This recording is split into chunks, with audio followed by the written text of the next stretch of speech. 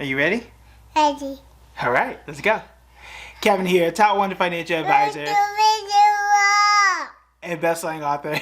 We are here to talk about the stock market. Today I'm going to show you how to avoid one of the most costly mistakes I've ever seen in my career as a financial advisor. And then I'm going to show you exactly how you can avoid this exact same mistake. Now, some of y'all are good already. You've already gotten past this, and this is not going to be an issue for you. However, we get new investors all the time, and people ask me in my comments and DMs, like, am I doing this right? So I'm going to just put it out there right now, okay? So this was between 2015 2016. I was working in New York as an advisor. I was managing, at this point, about $140 million over several bank branches, several regional bank branches in the New York area.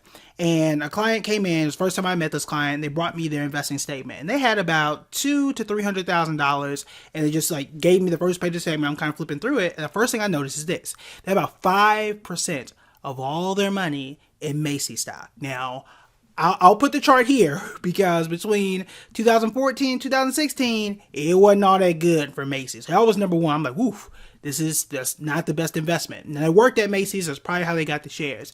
The other thing I noticed, the other 95% or so was all cash. They had not actually invested the money. They were putting money into their 401k. They were dollar cost averaging, but those dollars were not buying any investments. And that was a mistake. They had been there more than 15 years, which means there was 15 years of compounding interest that they did not get. And the problem was hey, why are my investments not growing? And I'm like, well, outside of the Macy's stock, which was literally not growing, was shrinking, you haven't really been investing this money. So it was a difficult conversation for me to have with that particular person. We tried to get everything in order as best we could. But again, you miss out on 15 years.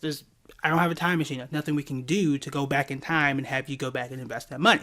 So what I want to show you here today is a few things that you can go back and check. Feel free to kind of open this in a separate tab as you go and open your 401k, as you go and open your IRA or whatever accounts, just to double check and make sure that you are actually investing your cash. All right, so I'm giving you time to do that. I'm also going to give you time right now to like and subscribe to the video and leave a comment as well as you are going through this. I want this to be interactive too. So if you are going through and checking your accounts, make sure you comment like, hey, I'm all good. Just go back and double check, especially for your older accounts, those 401ks and stuff, because a lot of times we don't look at them and we completely forget.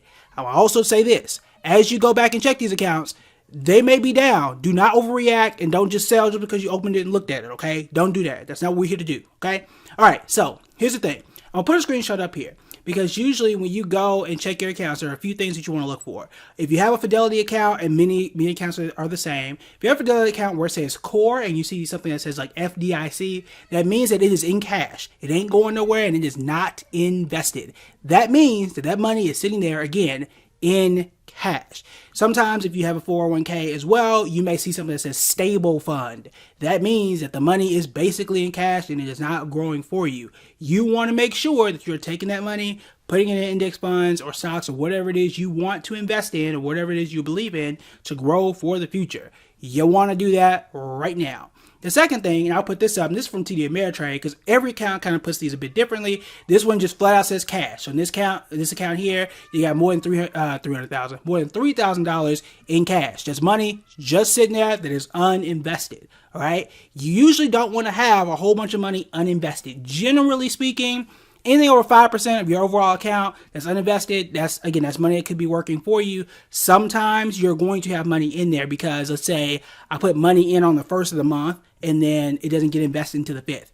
That's totally fine. But what you don't want to do is wait decades, years sitting there and letting the money think you're investing and not actually doing it. I've seen this time and time and time again. So I want to make sure that we've all gotten this together and made sure you are investing the money that you're putting in your account. Most times, not all, most times you put the money in there, it is not invested automatically unless you are pushing a button to do so. So you want to make sure that you are doing that.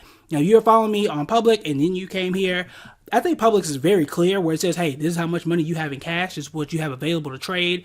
I think that's usually quite simple. I think most of us pretty much understand that. But other accounts, your 401k, stuff you have outside, I don't know, TD Ameritrade, Robinhood, wherever else you may have it, just go back and double check. I've seen, again, over and over again, people say, I'm like, hey, what are you investing in? So, I'm investing in my IRA or my Roth IRA. I'm like, ooh, that by itself is not an investment, that's an account.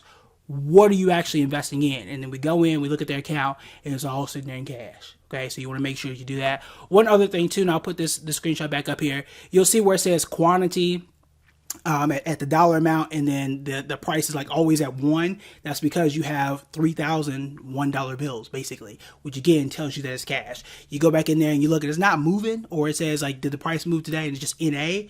That means it's just cash, because cash doesn't do anything. It is sitting there waiting for you to say, hey, go buy this stock, go buy this investment, so on and so forth. All right. Now, last thing, if you are curious about what you should be investing in, what makes sense, what doesn't make sense, we've got plenty of videos. I have an entire playlist that'll probably pop up somewhere on the screen to help you become a better investor. And we also have our members only. That is an exclusive one video every single week. That is a deep dive into a stock or a deep dive into a question that you may have. And we break everything down to help you become a better investor. But I had to put that out there because it is a thing. It does happen. And let me know in the comments. Make sure that your money is actually invested so you do not waste time and money just sitting there. All right. That is it for me. I'll talk to y'all tomorrow. Bye.